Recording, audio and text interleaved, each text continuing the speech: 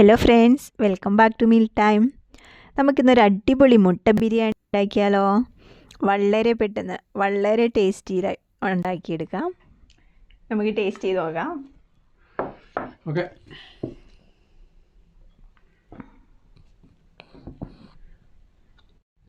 ബിരിയാണി ഉണ്ടാക്കാനായിട്ട് ആദ്യം തന്നെ നമുക്ക് ബിരിയാണി റൈസ് 1 കപ്പുണ്ട്. അത് വെള്ളത്തിൽ കുതിർത്ത് വയ്ക്കാം. ഒരു 20 മിനിറ്റ് കുതിർത്തി വയ്ക്കണം.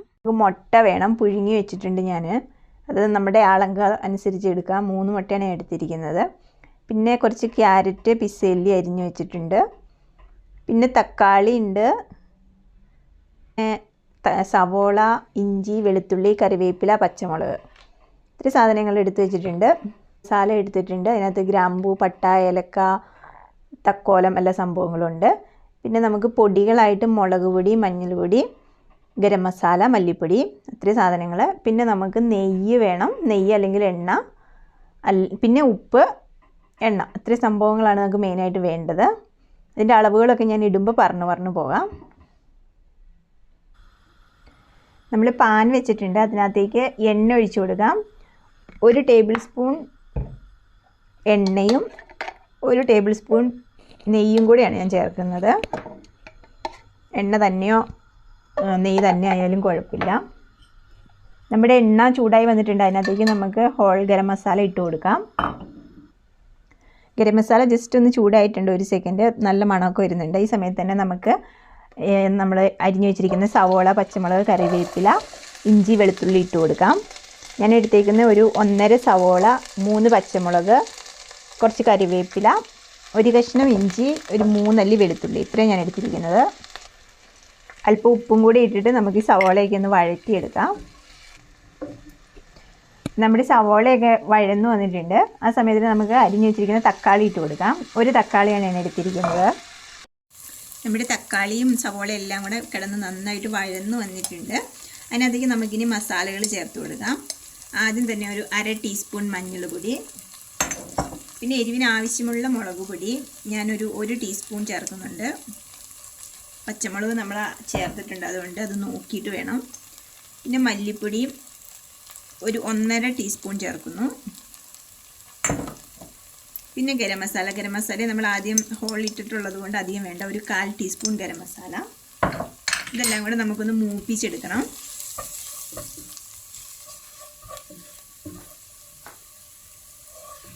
നമ്മുടെ മസാലകൾ മൂക്കണുണ്ട്, നല്ല മണമൊക്കെ വന്ന് തുടങ്ങിയിട്ടുണ്ട്. പിന്നെ ഇത് നമുക്ക് ഈ മസാല ശരിക്കും ചോറിനുള്ളത് മാത്രം മതി, മുട്ടയിലേക്ക് അധികം പിടിക്കില്ലല്ലോ, അതുകൊണ്ട് അധികം പൊടികളൊന്നും ഇടണ്ട. മസാലകൾ നന്നായിട്ട് മൂത്തിട്ടുണ്ട്. ആ സമയത്തിന് നമുക്ക് എടുത്തു വെച്ചിരിക്കുന്ന ഗ്രീൻ പീസും ക്യാരറ്റ് അരിഞ്ഞതും കൂടെ ചേർത്ത് കൊടുക്കാം. ഇതൊരു 1.5 ക്യാരറ്റ് ഉണ്ട്, പിന്നെ ഒരു 1/2 കപ്പ് ഗ്രീൻ പീസും ഉണ്ട്. ഇത് രണ്ടും കൂടെ ചേർത്തെടുക്കാം. ഇതിൻ്റെ അളവൊക്കെ നമുക്ക് തീരുമാനിക്കാം. വെജിറ്റബിൾസ് കൂടുതൽ കഴിക്കേണ്ടവർക്ക് കൂടുതൽ ചേർക്കാം, അല്ലെങ്കിൽ കുറയ്ക്കാം. ക്യാരറ്റും ഗ്രീൻ പീസും നമ്മുടെ മസാലയിൽ കിടന്ന് ഒരു 2-3 മിനിറ്റ് ഒന്ന് വഴന്ന് വന്നിട്ടുണ്ട്. എല്ലാം കൂടെ നല്ല യോജിച്ച് വന്നിട്ടുണ്ട്. ഈ സമയത്ത് നമുക്ക് അരിയിട്ട് വേവിക്കുന്നതിനുള്ള വെള്ളം ഒഴിച്ചു കൊടുക്കണം. തിളച്ച വെള്ളമാണ് ഒഴിക്കേണ്ടത്. 1 കപ്പ് അരിയാണ് ഞാൻ എടുത്തിരിക്കുന്നത്. അപ്പം നമുക്കൊരു 1.5 to 1.25 ഗ്ലാസ് വെള്ളം ഒഴിക്കാം. അതായത് ഒത്തിരി വിറവറാന്ന് കിടക്കേണ്ടവർക്ക് ഒരു 1.5 ഗ്ലാസ് മതി. ഇത്തിരി നന്നായിട്ട് വേവേണ്ടവർക്ക് 1.25 ഒഴിക്കുക, അതിൽ കൂടി പോകരുത്. വെള്ളം ഞാൻ ഒഴിച്ചു കൊടുക്കുകയാണ്. ഇനി നമുക്കിതിൻ്റെ ഉപ്പ് നോക്കണം. എന്നിട്ട് ഈ വെള്ളം ഇവിടെ കിടന്നൊന്ന് തിളച്ച് വരാൻ അനുവദിക്കുക. ഇതിൻ്റെ കൂട്ടത്തിൽ വെള്ളം ഇവിടെ തിളച്ച് വന്നിട്ടുണ്ട്. ഉപ്പ് ഒരല്പം മുന്നോട്ട് നിൽക്കണം, ചോറയിലും കൂടെ പിടിച്ചു വരാനുള്ളതാണ്. ഈ സമയത്ത് നമുക്ക് അരി കഴുകി ഊറ്റി വെച്ചിരിക്കുന്ന അരിയാണ് കുതിർത്തത്. അത് നമുക്ക് ഇട്ട് കൊടുക്കാം. അതിട്ട് കൊടുത്തിട്ട് ഒന്ന് മിക്സ് ചെയ്ത് യോജിപ്പിക്കാം. അതിനുശേഷം നമുക്ക് അടച്ചു വയ്ക്കാം. ഇത് തിളച്ച് തുടങ്ങിയിട്ടുണ്ട്. ഈ സമയത്ത് നമുക്ക് മൂട കൊണ്ട് അടച്ചിട്ട് ഫ്ലെയിം താഴ്ത്തി ലോ ഫ്ലെയിമിൽ ഒരു 12 മിനിറ്റ് കുക്ക് ചെയ്യാം. എന്നിട്ട് നമുക്ക് നോക്കാം. നമ്മുടെ പുഴുങ്ങി വെച്ചിരിക്കുന്ന മുട്ട ഫുള്ളായിട്ടൊന്ന് ചെറുതായിട്ടൊന്ന് വരഞ്ഞെടുക്കണം. നമുക്ക് ചോറിനകത്തേക്ക് ഇട്ട് കൊടുക്കുമ്പോൾ മസാലകളെല്ലാം ഇതിനകത്തേക്ക് പിടിക്കാൻ വേണ്ടിയിട്ടാണ്. ഒരു 12 മിനിറ്റ് കഴിഞ്ഞിട്ടുണ്ട്. നമുക്ക് മൂടി തുറന്ന് നോക്കാം. ഒക്കെ വെന്ത് വന്നിട്ടുണ്ട്, വെള്ളമൊക്കെ പറ്റിയിട്ടുണ്ട്, ആവശ്യത്തിന് വെന്തിട്ടുള്ളൂ. തീ നമ്മൾ നല്ല കുറച്ചാണ് ഇട്ടിരിക്കുന്നത്. ഈ സമയത്ത് നമുക്ക് നമ്മുടെ പുഴുങ്ങിയ മുട്ട ഇതിൻ്റെ ഇടയ്ക്കേക്ക് ഇറക്കി വെച്ച് കൊടുക്കാം. ഈ ചോറിൻ്റെ ഫ്ലേവറുകളൊക്കെ മുട്ടയുടെ ഫ്ലേവർ തിരിച്ചും ഒക്കെ പിടിച്ച് അവരൊന്ന് കൂട്ടായി വരട്ടെ. അതുവരെ നമുക്ക് ഒരു തീ ഓഫ് ചെയ്യാം. എന്നിട്ട് നമുക്കൊരു 5 മിനിറ്റ് നമ്മൾ മുട്ടകളെല്ലാം ഇങ്ങനെ ചോറിനകത്തിട്ട് വെച്ചിട്ടുണ്ട്. അപ്പോൾ അത് രണ്ടും അങ്ങോട്ടും ഇങ്ങോട്ടും ഒന്ന് ഫ്ലേവറൊക്കെ പിടിച്ച് വരട്ടെ. അതുവരേക്കും നമുക്ക് തീ ഓഫ് ചെയ്തിട്ട് ഇതൊന്ന് മൂടി വയ്ക്കാം. ഒരു 5 മിനിറ്റും കൂടി ഇങ്ങനെ തന്നെ ഇരിക്കട്ടെ. ഈ മുട്ട ഇട്ട് വെക്കുന്ന സമയത്ത് തന്നെ ഏറ്റവും അവസാനമായിട്ട് ഒരല്പം ബട്ടർ അല്ലെങ്കിൽ ഗീയും കൂടെ ചേർത്ത് വയ്ക്കാം ലാസ്റ്റായിട്ട്. എന്നിട്ട് അടച്ച് വെച്ച് വയ്ക്കാം. നമുക്ക് നമ്മുടെ മുട്ട ബിരിയാണി ഇവിടെ റെഡി ആയിട്ടുണ്ട്. ചോറൊക്കെ നല്ല സൂപ്പറായിട്ടാണ് ഇരിക്കുന്നത്. നല്ല മണം വരുന്നുണ്ട്. നമ്മുടെ മുട്ടയും ഇതിനകത്ത് കിടന്ന് കളറൊക്കെ പിടിച്ചു വന്നിട്ടുണ്ട്. നമുക്കിനി പ്ലേറ്റിലേക്ക് മാറ്റാം ചൂടോടെ തന്നെ.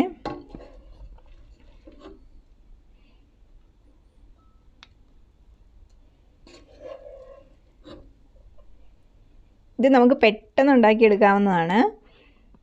ഒരു 15 മിനിറ്റ് മതി എല്ലാം കൂടെ. നമ്മുടെ വീട്ടിലെ സാധനങ്ങൾ, ഫ്രിഡ്ജിലൊക്കെ ഇരിക്കുന്ന സാധനങ്ങൾ എടുത്തിട്ട് ഉണ്ടാക്കാവുന്നതേ ഉള്ളൂ.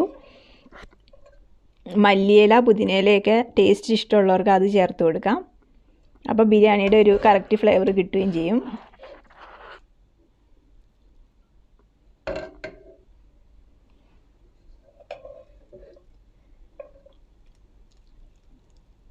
മുട്ട നമുക്ക് മുകളിൽ വെച്ച് കൊടുക്കാം. അപ്പോൾ നല്ല ഭംഗിയായിട്ടിരിക്കും. മസാലകളും എരിവും ഇതെല്ലാം ചോറിലേക്ക് പിടിച്ചേക്കുന്നത് കൊണ്ട് ചോറ് കഴിക്കാനായിട്ട് സൂപ്പർ രുചിയാണ്.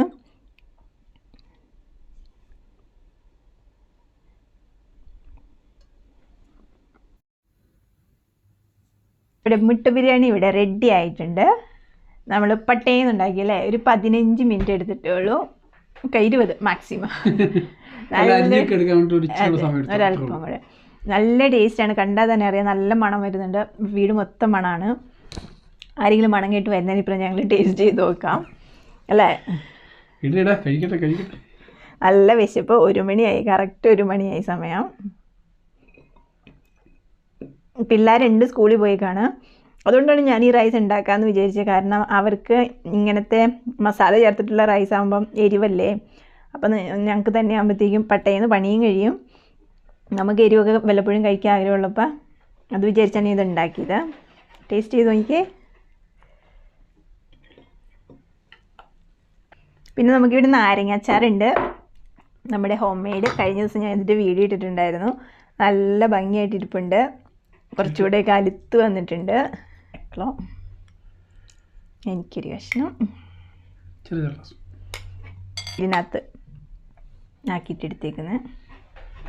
ഇതെല്ലാം കൂട്ടി കഴിക്കണം, എന്നാലും അതിൻ്റെ ആ ഒരു കോമ്പിനേഷൻ. എല്ലാം അല്പം നമുക്ക് ട്രൈ ചെയ്ത് നോക്കാം.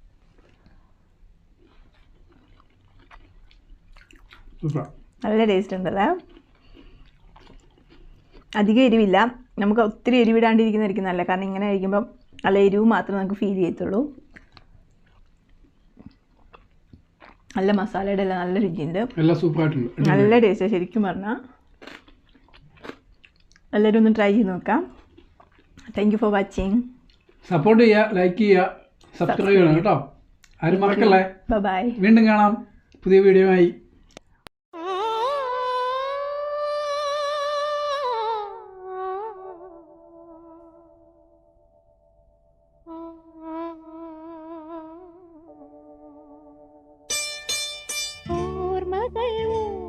കളിക്കുവാനെത്തുന്നു മുറ്റത്തെ ചക്കരമാവിൻ ചുവട്ടിൽ, മുറ്റത്തെ ചക്കരമാവിൻ ചുവട്ടിൽ.